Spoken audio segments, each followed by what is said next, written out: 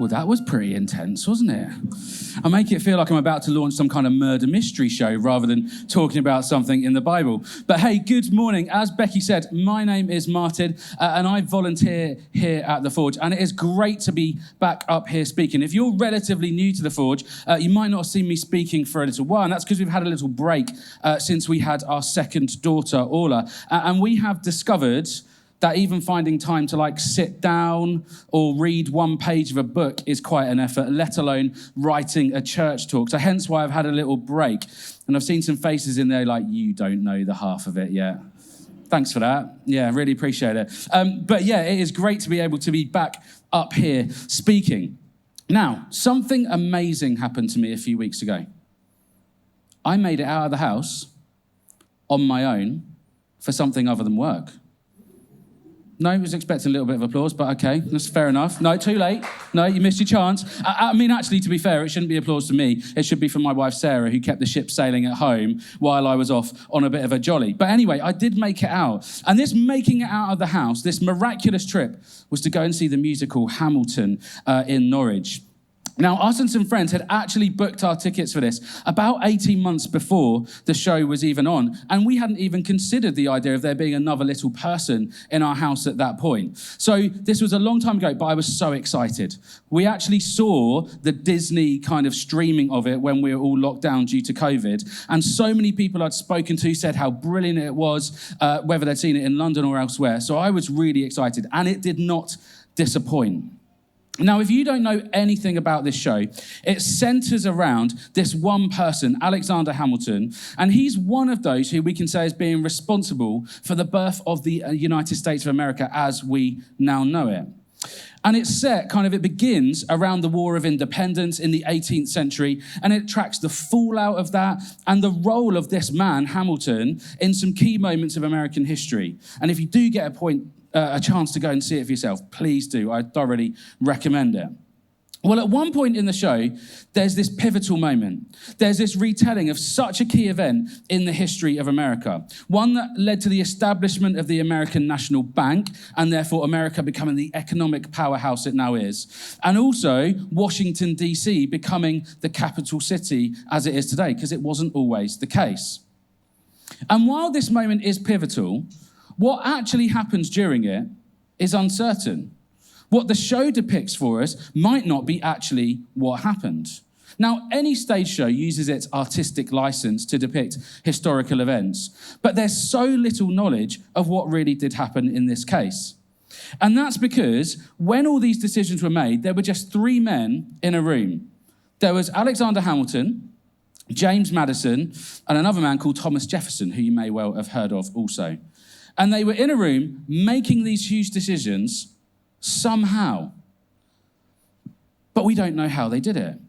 And we don't know how they arrived at the decisions that they did because nobody else was in the room. And then this gives rise to one of the most famous songs from that show, which is called The Room Where It Happens. Maybe there was a bit of cloak and dagger politics going on in there. Maybe there was a bit of bribery. Maybe there was a bit of I'll scratch your back, you scratch mine going on. We just don't know. You see, even historians aren't really sure what happened in that room because when either of the three men told the story, they would often be kind of purporting their own agenda. So how do we know how true it was as opposed to them just saying what made them look better or such like? Well, in this song, The Room Where It Happens, it says this. It says, no one really knows how the parties get to yes, the pieces that are sacrificed in every game of chess. We just assume that it happens, but no one else is in the room where it happens. And when nobody else is in the room where it happens, we are at the mercy of the storyteller to provide their first-hand evidence of what they witnessed. And there's something about first-hand evidence, isn't there?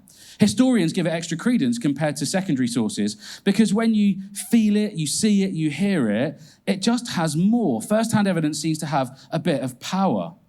We like it when we are in the room where it happens, whatever the it is. And when it comes to thinking about the life of Jesus, I would have loved to have the chance to be in the room where it all happened.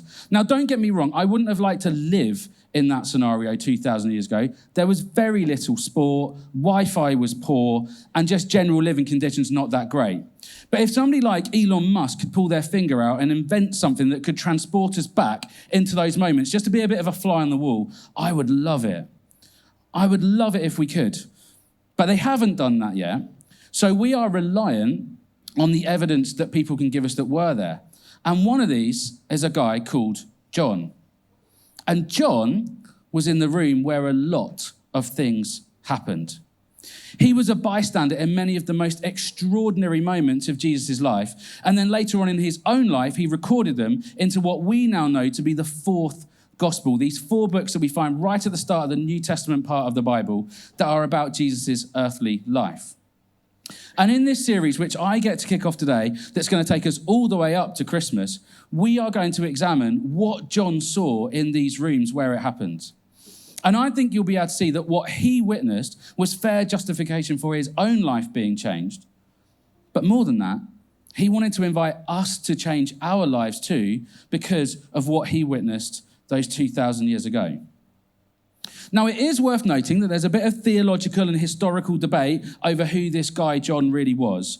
But what we do know is that he was one of Jesus' disciples, and we think he might be John, the son of Zebedee. But regardless of his family background, what we do know is that because John was one of Jesus' disciples, he was an eyewitness.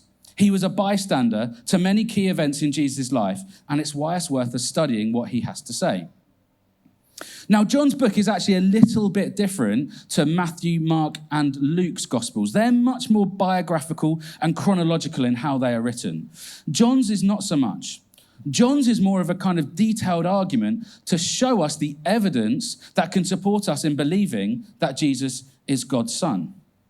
And the crux of John's argument centers around 7 signs. Sometimes it's called the Book of Signs, this book of John. But these are 7 miraculous things that happened that Jesus did. But for John, it's not so much about the signs in themselves, it's the symbolism about them and what they indicate about Jesus' identity.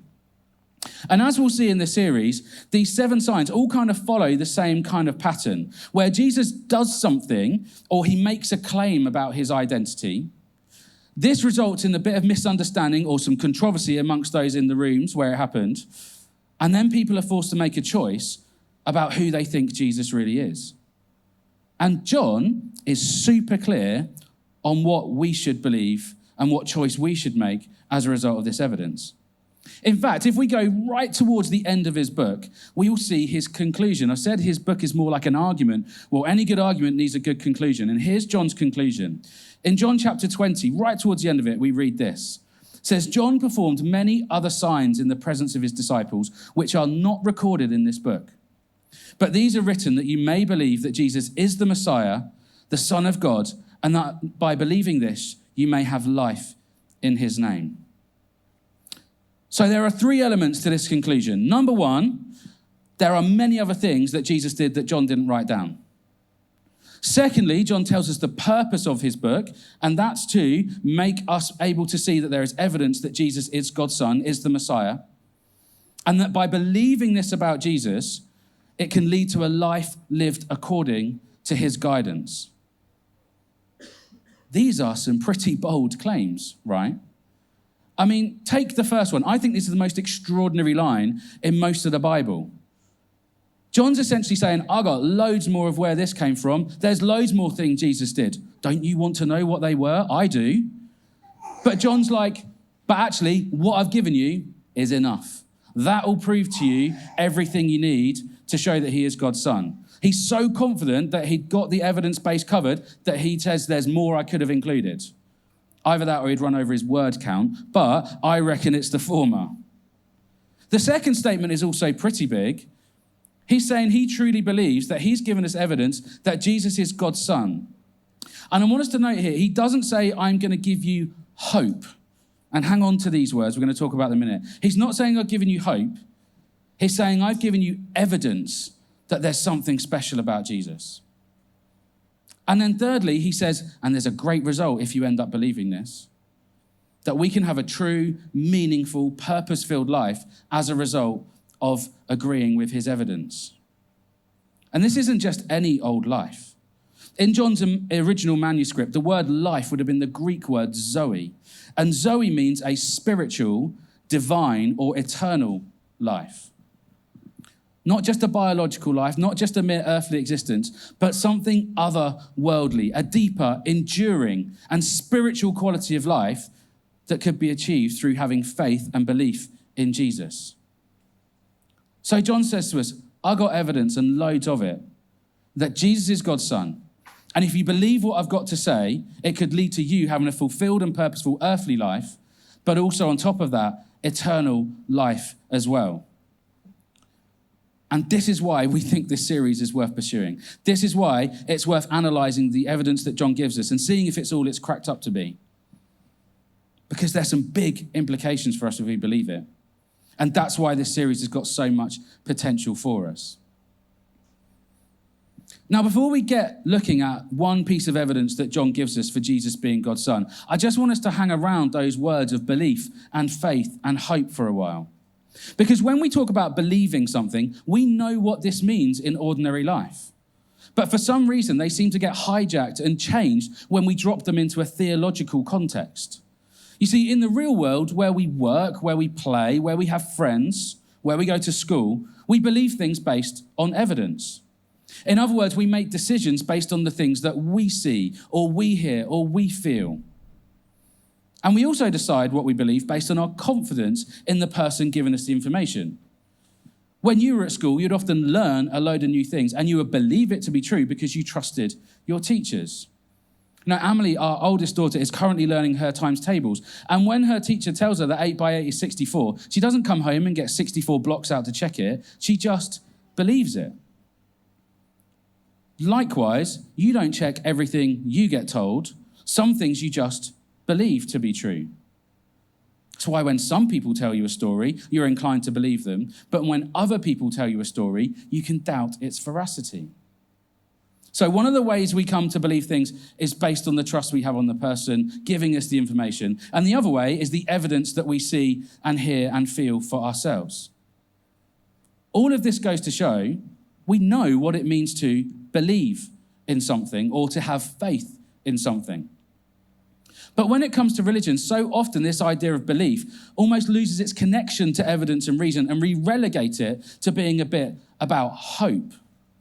Now, hope is not a bad thing in itself, but it's not the basis of a Christian faith.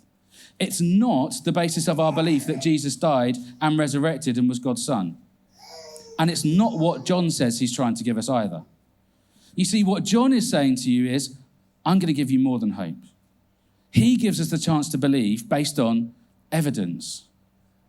He's saying you can have a powerful belief based on first-hand evidence documented by people like John who were there in the rooms where it happened.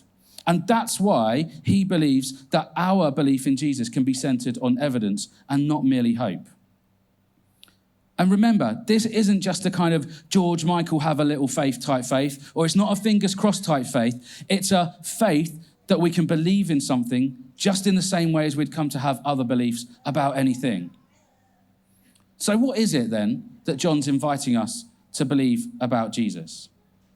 Well, if we go back to what we read earlier in the book, what we can see is that he's telling us that he saw some signs that provide us with evidence about who Jesus is. And in the time we've got left this morning, we're going to look at this first sign and what's commonly now known as Jesus' first miracle, which is turning water into wine. And we're going to see what this shows us about who Jesus is. So we turn to the second chapter of John's book, and we read that Jesus and his disciples are at a wedding, and they're in this wedding at a place called Cana in Galilee. You can see it on the map here, and you can kind of see some other kind of biblical locations around. So we're going to the north of the map there. Now, because Jesus' disciples are there, that means that John is there. So John is in the room where this is about to happen. And John shares that as the wedding is going on, the wine runs out. Now, I don't know if you've ever been to a wedding where something runs out that shouldn't run out, or somebody forgot to get something that they should have brought with them in the first place. But we all know that this is bad news. And this is especially bad news when it comes to Jewish weddings at the time. Now, these weddings were incredibly elaborate, but also very structured affairs, and it could last for days, and there were a number of expectations that should have been fulfilled. And some of those expectations and kind of traditional elements would have involved the wine, which is now gone. So there's a dilemma. And then for some reason, John tells us that Jesus' mother, Mary, is there as well. I assume she had a catering business on the side, and she'd been kind of picked up for this wedding, and she's loving it because it's a big deal. But she's got some kind of role, and she notices this lack of wine, and she just turns to Jesus, and she just says this. She just says, they have no more wine. It's very matter of fact. Now, my theory is that she's so used to having Jesus at home that when she's cooking and she realizes she hasn't got an ingredient she needs, she doesn't need to nip out to Tesco. She doesn't need to call Joseph and say, can you just nip into Lidl on the way home? She just goes, Jesus, I need an onion. And he just goes, bang, and it's there. That's my theory on this. I think she's expecting Jesus to do something to fix the issue. And yet when we look at his reply, he doesn't seem too keen on it. In fact, there's very strong, moody teenager vibes about this. Look at his response, woman. Now, I do know if you would have tried this or not, because if you've tried this with a woman, you wouldn't be here, okay? You'd be suffering in some way, shape or form, okay? We know we're in big trouble if we're conversing with a woman and we go, woman? Like there's an assumption that there's some mansplaining about to go on, right? But then if that wasn't enough, Jesus then continues with the moody teenager vibes and essentially he says, what's this got to do with me? He's not seeming like, oh yeah, let me fix that for you, mum. He's very much appearing to say, what's this about me? I'm just here having a good time. But the good news is Jesus wasn't really a moody teenager. In fact, he was probably about 30 years old. And what he's actually saying when he says the word woman is, my lady, which makes it sound an awful lot better, right? It's a very endearing way of addressing his mother. And then he follows it up with this, what's it got to do with me? Why do you involve me statement? We're saying, my hour has not yet come. It's almost like he's saying, Mum, I came to save the world, not weddings. What you're asking me to do isn't very Messiah-like, it's just a bit table magician. I think John's hinting to us that Jesus wasn't wanting to go public with his identity at this point. But because John ended up in so many of the rooms where things happened, he then worked out that this was the first time that Jesus gave his disciples a glimpse of his true divinity. Now, whether Jesus had actually pre-planned this or it was a spontaneous decision to do what he did next, what he chose to do is such a clever trailer for what would happen over the course of the next few years of his life and also what we'll discover about him in this series. And so he gets to work because sometimes you just have to do what your mum tells you to do, right? And then Mary says to the rest of the catering team, just do what he tells you to do. And if you're new to this story, you're expecting something incredible to happen. You're expecting Jesus to say some fancy prayer, wave his arms about in a certain way, or at least say abracadabra, right? But John doesn't say anything about this. This first sign happens and is documented in such an understated kind of way. And that's because John wants us, reading this now, to focus on the symbolism behind what Jesus does, rather than how he actually goes about conjuring up more wine. Because it's the symbolism that points us towards who Jesus is and is the evidence we need, rather than the event in itself. For those of us who remember our key terms from English at school, John's providing us with an awful lot of foreshadowing here. And what John does is he turns our attention to some water pots, rather than what happens to the liquid inside of them. And John says this, he says, nearby stood 6 stone water jars, the kind used by the Jews for ceremonial washing. And John wants these to be our focus because they hold an awful lot of significance. Before a big ceremonial event like a wedding, the Jewish people would have had to purify themselves or cleanse themselves. And one of these purification rituals would have involved bathing sometimes in a communal bath known as a mikveh. And for a mikveh to be valid, in other words, for the cleansing to be properly done and God to be kind of happy with you, it would have had to contain about 120 gallons of water. And as this is a wedding, they would have made sure that there was more than enough water to fill the mikveh, because often the bride and groom would have actually bathed in it separately to purify themselves before the wedding started. So in theory, the water that goes into these pots comes out of the pots as a way to cleanse the people using it. And then this in turn makes them ready to be close enough to God to be involved in important religious rituals like a wedding. And this is indicative of the culture of the time, where there was this sacrificial system that perpetrated that if you want to be good in God's eyes, if you want to be right with God, you've got to do something about it. Because this was the covenant or the agreement that God had made with the Jewish people about 1,500 years before this, when he helped Moses free the Jewish people from slavery in Egypt. But what Jesus does at the wedding is showing John and all the other people in the room where it happened was that something was about to change. That Jesus, as he orders these pots to be filled and uses them for a purpose they've never been used for before, says, I'm bringing something new. The old way is leaving, something better is coming this way.